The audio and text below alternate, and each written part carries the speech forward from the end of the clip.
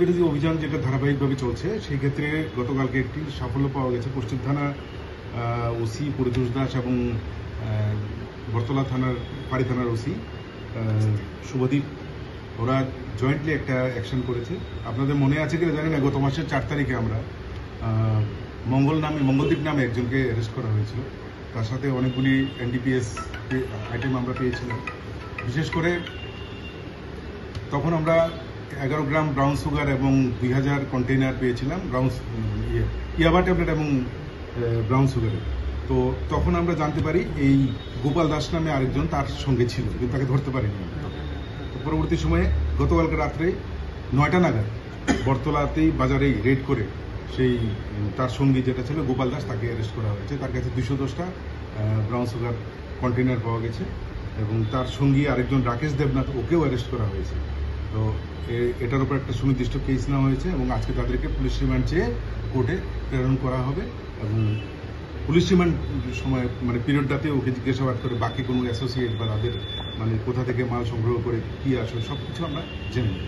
বাজার মূল্য কত? বাজার মূল্য আজকে যেটা আছে সেটার বাজার মূল্য 25,000।